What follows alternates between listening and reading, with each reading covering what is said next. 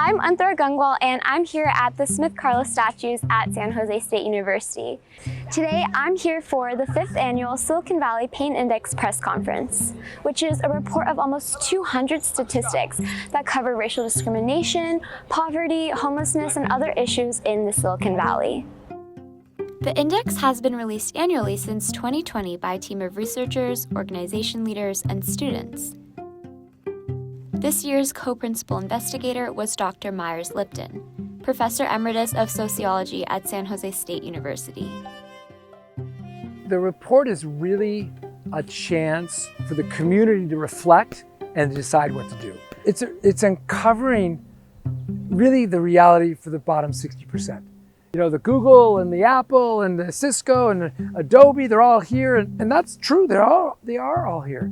But by them being here, by the way, that also creates problems because they bring their wealth and their money and they buy the houses and they force the prices up.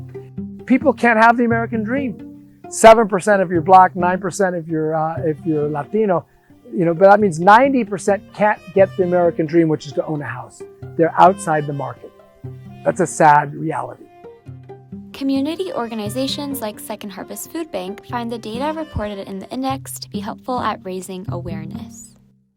What we're grateful for with the Pain Index is really telling the story of what life is like for so many people in our community right now. And at Second Harvest, we're constantly faced with trying to illustrate for people why in this community of tremendous wealth and affluence, so many people struggle to meet their basic needs. I mean, that's what was shocking about the pandemic is in a matter of months, we doubled the number of people we were serving. So from 250,000 to 500,000. And then when people went back to work, we did see this number start to decline a bit down to like 400,000.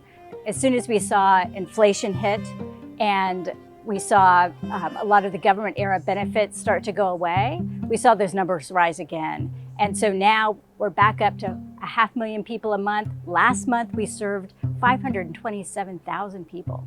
So we're grateful to the researchers for capturing all of this data, including data about food insecurity and how that has really grown over time and how many of our neighbors, again, are really struggling to put food on the table.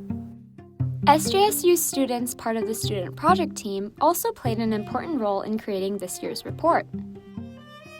It's something that's coming out of a school, so you would expect students to be a part of it. We're the people that the future is being handed to, so it goes without saying that we should be the people that are looking at the issues that are happening in society and figure out ways to fix it and work with the people that are in power. But the data is only the first step. To solve the complex issues at hand, the community needs to take action. I hope they read it thoroughly because thinking about solving issues on an individual scale is counterintuitive. We need to think of how to solve all these social and economic issues as a collective, as a community. Dr. Myers-Lipton is disappointed that more people in power have not taken this action to address the issues highlighted in the index. It's kind of a heavy thing because I was hoping we would do the report and after a couple of years, it would get better. That people would, the elected officials would put forward ideas and respond, but that hasn't happened. We've had minor changes, but not the major changes that we are looking for and really need.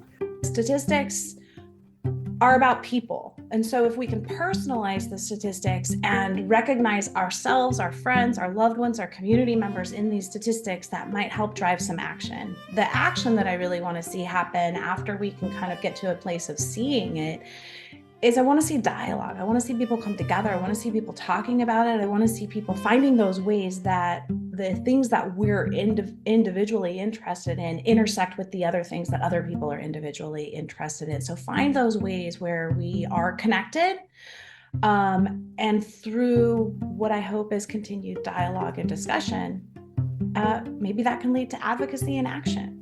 The Pain Index shows us the statistics, but from what we've seen today, it's up to the policymakers and the people in charge to really be making the change. I'm Antara Gangwal with Mosaic at San Jose State University.